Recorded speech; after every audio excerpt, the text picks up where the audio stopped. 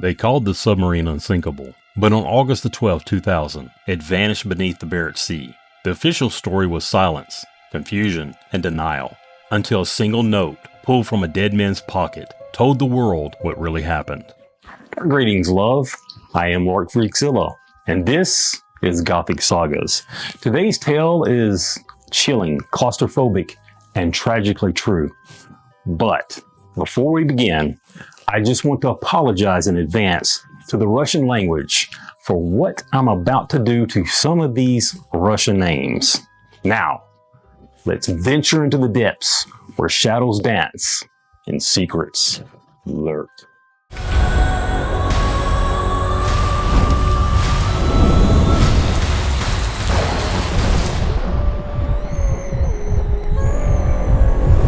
August 12, 2000 was meant to be a triumphant day, one that would announce in no uncertain terms that the Russian military had returned to power. Nearly a decade had passed since the fall of the Soviet Union, and in that time, Russia's once mighty navy had grown quiet, dormant, forgotten by some, mocked by others.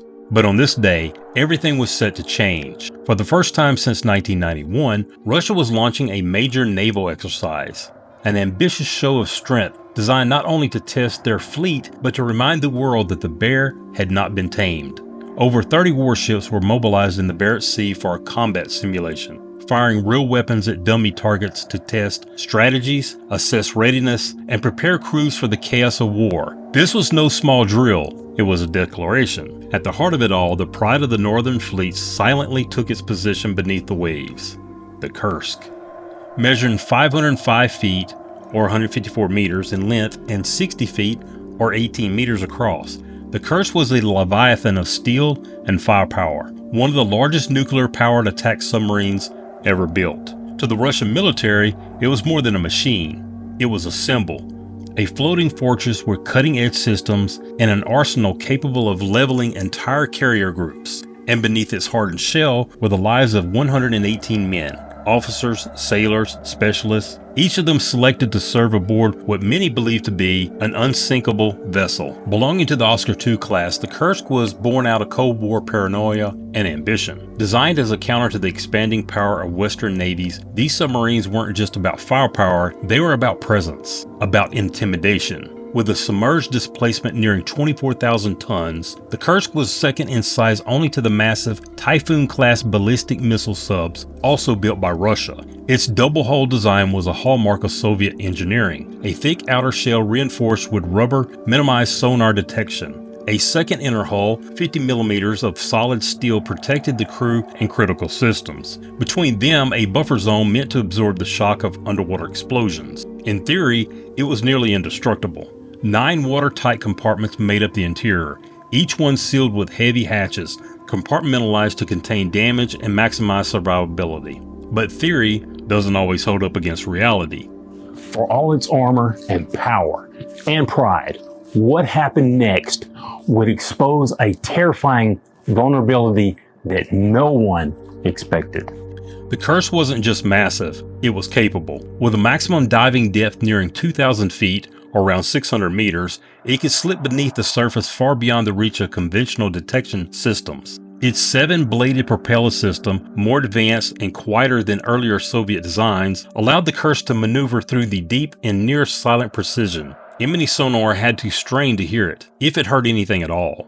But the Kursk was not built solely for stealth. Its offensive capabilities were every bit as formidable. Lining its launch tubes were cruise missiles with a range of 550 kilometers, missiles that could be fitted with either conventional or nuclear warheads. These weapons were engineered to strike distant surface targets with deadly accuracy. But even that wasn't the most fearsome part of the Kursk arsenal. Stored within the sub's launch bays was an array of torpedoes, including the notorious Type 6576A. This particular torpedo was infamous, not just for its sheer destructive power, but for its dangerous design. Fueled by high-test hydrogen peroxide, a highly volatile substance, these torpedoes required meticulous handling. Even a minor misstep could prove catastrophic. Still, they were chosen for a reason. These weapons were designed for one purpose: to destroy aircraft carriers. A single Type 6576A could cripple or completely obliterate one of NATO's most important and expensive naval assets. It was a threat the Kursk was built to deliver, quickly, silently, and without mercy. To the Russian military,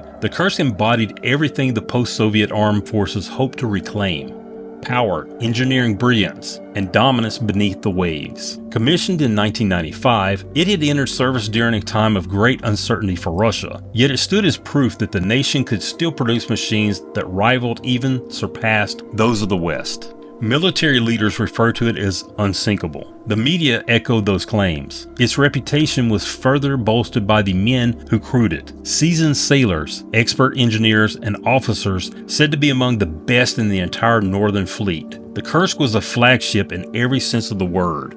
But pride has a shadow. And in the case of the Kursk, that shadow was a set of known risks that had long been buried beneath bravado. Hidden truths that would only surface after it was too late. On August 10, 2000, the Kursk departed its base in Vidyevo on the Kola Peninsula. Aboard were 111 enlisted sailors, 5 senior naval officers, and 2 civilian specialists. Their destination, the Barents Sea, where Russia's long-awaited naval exercise was about to commence.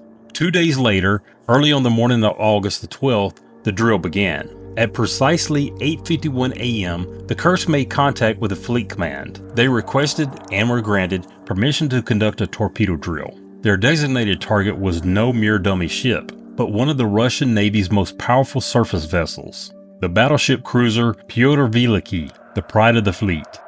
What was meant to be a routine training exercise would mark the beginning of a slow-motion disaster, and the crew had no idea. The Kursk crew began loading their practice torpedoes, training munitions without live warheads, into the launch tubes. These so-called dummy rounds were meant only to simulate real firing conditions, not to explode. But then, something went wrong. At exactly 11:29 a.m., after a brief unexplained delay, the Kursk launched its first torpedo. Just 30 seconds later, seismic monitoring stations scattered across northern Europe detected a sudden disturbance beneath the Barents Sea. The Kursk was silent. The ocean gave no clues. What those sensors detected was the first sign that something had gone horribly wrong. It was equivalent to a magnitude 1.5 earthquake, but there was no tectonic shift, no natural tremor. Something had exploded. Then, at 11:32 a.m., a second, much larger explosion tore through the submarine, equivalent to 2 to 3 tons of TNT. The blast obliterated the forward compartments and ripped open the Kursk hull. The explosion was so massive that seismic monitors as far away as Alaska picked it up, 250 times stronger than the first blast. The Kursk plummeted to the seabed, finally coming to rest at a depth of 354 feet, or 108 meters, just east of the Rybachi Peninsula. Nearby Russian ships felt the explosion. One submarine, the Karelia, reported a shudder as the shockwave cut through the ocean. But its captain assumed it was just part of the exercise. Even the crew aboard the battlecruiser, the Kursk's original torpedo target, felt the deep underwater rumble. Their control room even recorded a hydroacoustic signal consistent with a massive underwater detonation.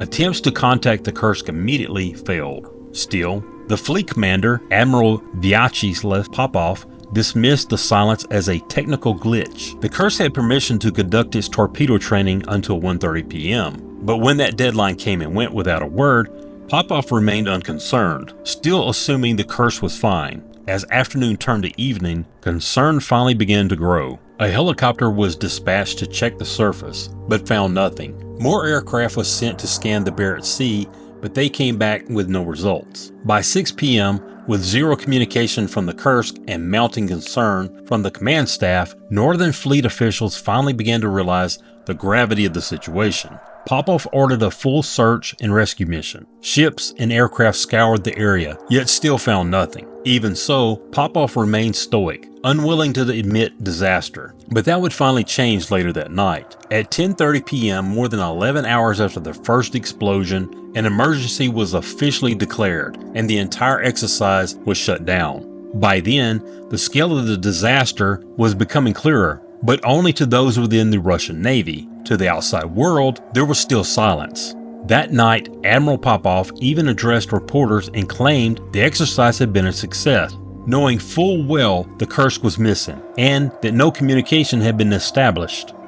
Back at the Kursk home base in Vidyevo, families of the crew began to hear rumors. Whispers spread through the small military town something had gone terribly wrong, but there was no answers, no official word. So, families clung to one thing, their faith in the Kursk's unsinkable reputation. Early the next morning, August the 13th, a Russian rescue ship, Renitsky, arrived near the last known position of the Kursk. On board was a deep submergence rescue vehicle, DSRV, a small submarine built for emergencies like this. These craft are designed to attach to a sunken sub's hatch, form a watertight seal, and allow survivors to crawl aboard. But before that could happen, the Kursk still needed to be found.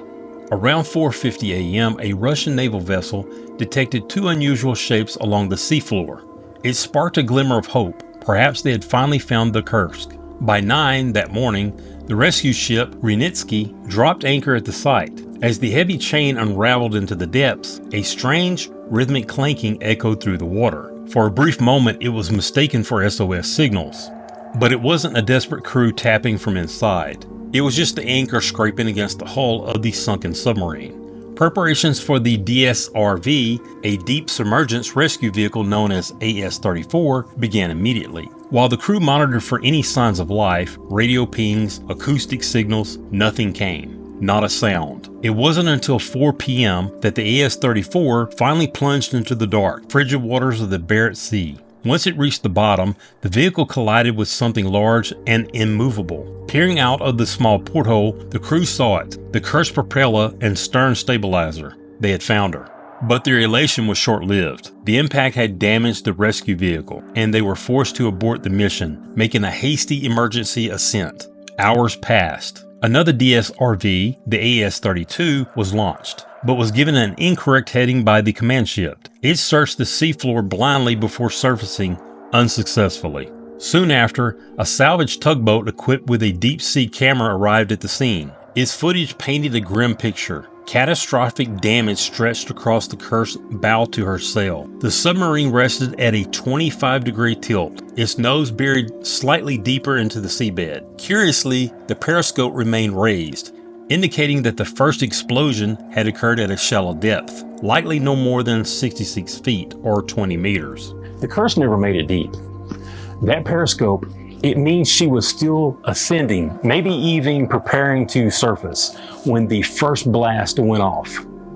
Whatever happened, it struck fast and it struck early. Back aboard the Renitsky, the damaged AS-34 was hastily repaired and recharged. It took over 13 hours to ready the batteries, but when relaunched, the vehicle relocated the Kursk within an hour. It immediately began attempts to dock with the escape trunk above the submarine's 9th compartment. But no matter how many times the DSRV aligned itself, it could not achieve the airtight vacuum seal needed for a proper connection, and the batteries were draining fast. Forced to surface once more, the crew abandoned their efforts. Then the weather turned. Winds picked up. Waves slammed the side of the rescue vessels. Already hobbled by poor logistics, failing equipment, and miscommunication, the Russian Navy was now at the mercy of the Barents Sea. The mission was paused, and the cold, crushing silence beneath the surface returned. By this point, it wasn't just nature working against them. It was ego, denial, bureaucracy. Every lost minute meant fewer survivors, if any, remained. As the rescue attempts floundered beneath the waves, pressure on Russian officials grew above the surface. The public was becoming restless. Rumors were spreading. Whispers of a catastrophe far worse than anyone was admitting. On August the 14th, 2 days after the initial explosion, Russian media were finally briefed. Officials claimed that the Kursk had suffered minor technical issues. They insisted that contact had been made, that the crew was alive, that air and electricity were being pumped into the submarine from the surface. But none of it was true, and the military knew it. Despite this, the announcement prompted a wave of international offers to assist with the rescue. Among them, Norway, the United Kingdom, and the United States. But Russia declined. They refused all foreign aid. They said they had everything under control, that air was reaching the crew, that everything was going according to plan.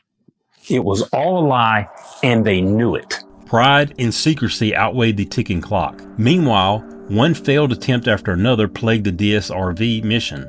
14 separate efforts were made to latch onto the ninth compartment hatch. All of them failed. Eventually, with mounting public scrutiny and no progress to show, President Vladimir Putin authorized Norway to assist in the operation. But even that effort began to fracture before it started. The Norwegian vice admiral overseeing the mission nearly walked away entirely. He accused Russian officials of feeding his team false information, lies that could have endangered his divers.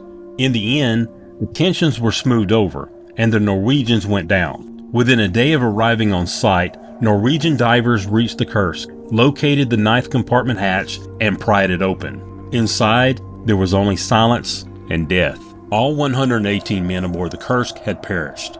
Further dives brought back more bodies.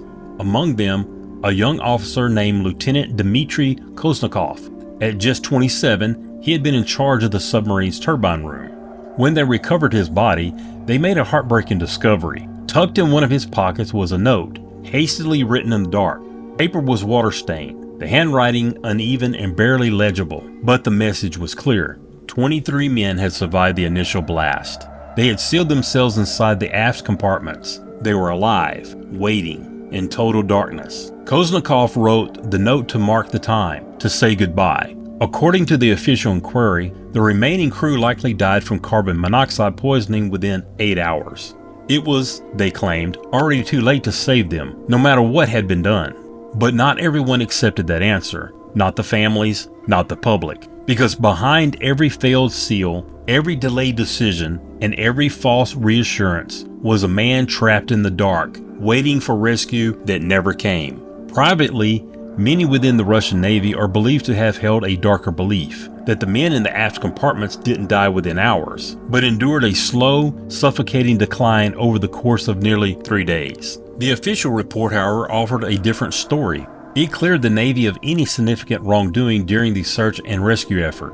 But the public, and especially the families, this only deepened the outrage. And over the years, accusations have persisted that there was a cover-up, that officials had withheld the truth, that far more could have been done. As for what actually happened aboard the Kursk, that remains shrouded in uncertainty. Lieutenant Dmitry Koznikov's final letter, heartbreaking as it was, offered no clues about the cause of the explosion. But investigators pointed to one likely suspect, the torpedoes. The Kursk, an Oscar II class submarine, was equipped with both standard 533mm torpedo tubes and 2 oversized 650mm tubes, designed to launch the powerful Type 65-76A torpedoes, massive weapons that used hydrogen peroxide as fuel. It's believed that one of these torpedoes may have had a faulty weld or suffered damage during handling. Hydrogen peroxide under the wrong conditions is dangerously unstable. Just a spark or a leak and it becomes a bomb. The theory is that the first explosion, a relatively small one, was the result of the volatile fuel reacting with something inside the tube. The blast triggered a fire, which in turn ignited additional torpedoes nearby. The second explosion, estimated to be the equivalent of nearly 7,000 pounds of TNT, tore through the submarine. It was that second blast that doomed the Kursk. In the years that followed, even the official explanation, while technically plausible, was questioned. It may have been the most honest part of the inquiry, but doubt had already taken root. Meanwhile, state media floated other theories. One of the most persistent was that the Kursk had collided with a NATO submarine, possibly American. A high-ranking admiral publicly endorsed this idea, but no evidence was ever provided. The United States did confirm it had submarines in the area at the time, but it denied any involvement in the Kursk disaster. And so, the mystery persists. What exactly happened inside the submarine in those final days may never be fully known. What is known, however, is that 118 lives were lost. Not in the heat of battle, but in the cold silence of the Barents Sea. Alone, waiting, and betrayed by the very systems that were supposed to protect them. Sometimes the dead leave behind more than just bodies. They leave silence, questions, and in rare cases like Dmitry Koznikov, a message. A reminder that even in the darkest corners of the ocean, hope still flickers, if only for a moment. Thank you for watching. If you found this story moving or thought-provoking, consider subscribing to Gothic Sagas. I share true and haunting tales every other week, stories that linger long after the screen fades to black. Leave a comment below and let me know, do you believe the full truth of the Kursk will ever come out to light? And if this video spoke to you, share it. Until next time, blessings and positive energy to you, love.